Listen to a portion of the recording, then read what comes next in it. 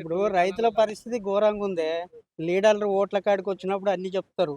నెత్తిలకి ఎత్తుకొని కూర్చోబెట్టుకుంటారు, తొడ మీద కూర్చోబెట్టుకుంటారు.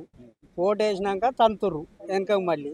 ఇప్పుడు మినిస్టర్లు కానీ ఎమ్మెల్యేలు కానీ అధికార పార్టీ ఏ పార్టీ అయినా కానీ ఉన్నప్పుడు ఏమంటారు, ఆడ ఏసీ రూమ్లలో కూర్చొని మీకు అన్ని చేస్తున్నాం ఇన్ని చేస్తున్నాం, రైతే రాదు, రైతు లేకపోతే దేశమే లేదని చెప్తాడు.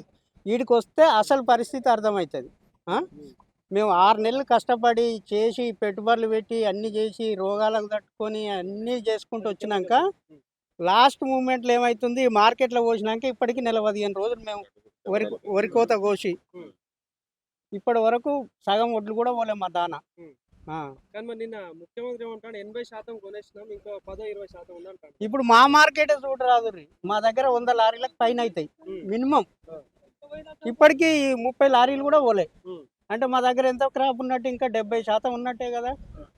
మరి ఏది ఇప్పుడు ఈ గాలి దుమారాలకు ఈ వానలకు ఎంతకైనా ఆపుతాం? ఎన్ని పరదాలు కొనుక్కొచ్చేస్తాం? పంటకు 4-5 పరదాలు పోతాయి, అడుగు పరదాలు పోతాయి, పై పరదాలు పోతాయి. 2 నెలలు ఆగే వరకు ఏముంటాయి? ఆ ఒడ్లు తూకం రావు. ఇప్పుడు చూడండి 10 మ్యాచర్ రావు మాయి. ఏ రాశి చూసుకో నువ్వు, 10 మ్యాచర్ కూడా రాదు. అంటే పేలాల లెక్క అవుతాయి అవి. ఎండి నువ్వు కుప్ప పోసినాక కూడా మొత్తం జిగ్గు లేకుండా పోతుంది. ఆడిపోయినాక మిల్లు అయినా ఏమంటుండు, నీ బియ్యం అని నూకలు అవుతున్నాయి, నాకొద్దు కటింగ్ ఆయన నోటికి ఎంత వస్తే అంత. ఇక ఒక్కొక్క గింజ ఏరుతాడు ప్లేట్లో పోసి, తాలు గింతుంది ఇది గింతుంది అని మొత్తం మీద గుండుసున్న పెడుతున్నారు మాకు. అందరి మధ్యలో చుట్టూ తిరిగి అనుభవించేది రైతే. కాబట్టి ఇవన్నీ వాళ్ళు ఏంటంటే లీడర్లు ఒకరికొకరు అనుకుంటారు, నన్ను మర్చిపోవద్దని చెప్పుడు. కానీ రైతుకు మేలు చేసేటోళ్ళు ఎవరూ లేరు. ఇప్పుడు రైతు బంధు ఇస్తా అంటాడే, అది ఎక్కడో అరచేతుల మోసేలో బెల్లం పెట్టి అరచేత నాక పెడుతుండు గిత్త. ఎందుకు? నువ్వు కరెక్ట్ గిట్టుబాటు రేటు ఇయ్యి రైతుకు. నువ్వు ఫర్టిలైజర్కి ఏం పెరుగుతుంది, లేబర్కి ఏం పెరుగుతుంది, పెస్టిసైడ్స్కి ఏం పెరుగుతుంది, కవులు ఏం పెరుగుతున్నాయి, దాని ప్రకారం రైతుకు గిట్టుబాటు రేటు ప్రకటించు. నువ్వు రూపాయి సాయం చేయకు, ఇబ్బంది ఉండదు. గిట్టుబాటు ఇప్పుడు కంపెనీ వాళ్ళకి గిట్టుబాటు రేటు ఇచ్చినట్టు రైతుకు కూడా గిట్టుబాటు రేటు ఇస్తే మనం ఎందుకు ధర్నాలు చేస్తాం, ఎందుకు అంటాం?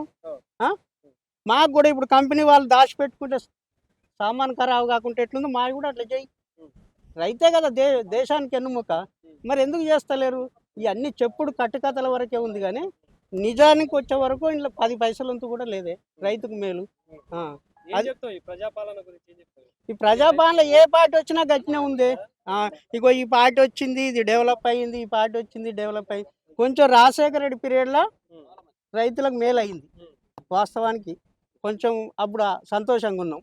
ఇక ఇప్పుడు మొన్నటి గవర్నమెంట్ అట్నే ఉంది, ఈ గవర్నమెంట్ అట్నే ఉంది. ఇప్పుడు ఇంత కష్టపడి పండిస్తారు కదా, ఆ పంట అంటే వ్యవసాయం చేసుడు కష్టం ఉంది, అమ్ముడు కష్టం ఉంది. అమ్ముడే కష్టం ఎక్కువ ఉంది. వ్యవసాయానికంటే ఇప్పుడు పైసలు ఉంటే అట్లా పోయి షాపులో మనకు అన్ని దొరుకుతున్నాయి, తీసుకొస్తున్నాం. శాత కాకపోతే మనిషిని ఎంగేజ్ చేసుకొని పని చేస్తున్నాం. వీడికి వచ్చే వరకు మనం ఏం చేయలేకపోతున్నాం కదా. వాళ్ళు వచ్చి కొనుగోలు చేసి లారీ ఆడిపోయినాక ఆయన దించుకొని బిల్లు రాసి ఇచ్చేదాకా భయమే. ఆడ ఎంత కటింగ్ పెడతాడో అర్థం కాదు మాకు. నమస్తే సార్ అని దండం పెట్టాలి, కాలు పట్టుకోవాలి. రైతులు కూడా కాలు పట్టుకున్న వాళ్ళు చాలా వరకు.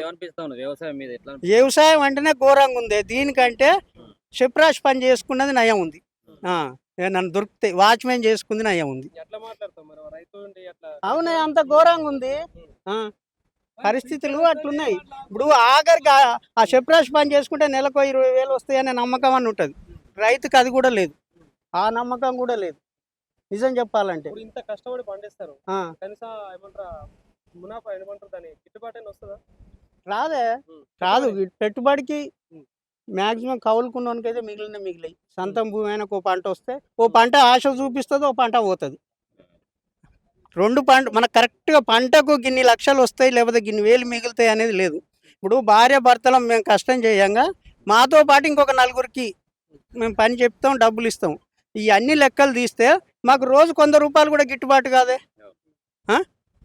ఇప్పుడు పోసి కళ్ళల్లో పోసి నెల రోజులు అవుతుంది దగ్గర. ఏంటిది మరి ఇక్కడ ఎవరు ఉంటా ఉన్నారు? పరిస్థితి ఏంటి? మళ్ళీ రావాలా? రాత్రి పగలంతా ఇక్కడికి రావాలి? తిరుగుతూనే ఉంటాం కదా. ఇప్పుడు గాలి దుమారం వస్తుంది, వస్తూనే ఉంటాం. పొద్దు 3 సార్లు తిరగవలసిందే, బరుగులు వేయవలసిందే. వేరే పని పెట్టుకోవడం లేదు. ఇంకేం పని చేస్తాం ఇప్పుడు? ఇక ఏం పని చేయటానికే లేదు. విపరీతం నిన్ననైతే విపరీతమైన గాలి, పరదాలన్నీ లేచిపోయినాయి. చినిగిపోతే మళ్ళా కొనాలి. చినిగిపోతే ఎంత అయితే కొనాల్సి వాటికి ఎంత అయితే? ఆ సైజుని బట్టి ఉంటుంది. ఉమ్. మినిమం 3,000 నుంచి ఉమ్. ఈ రాశిని బట్టి ఇక మొత్తం ఈ వడ్లంతా పోయే వరకు ఒక 10-20 వేలు దానికే ఇక. ఆ, ఆ? ఆ. ఘోరంగా ఉంటుంది. ఓకే. వ్యవసాయం అంటేనే ఘోరంగా ఉంది. నువ్వు మాట్లాడదా అన్న?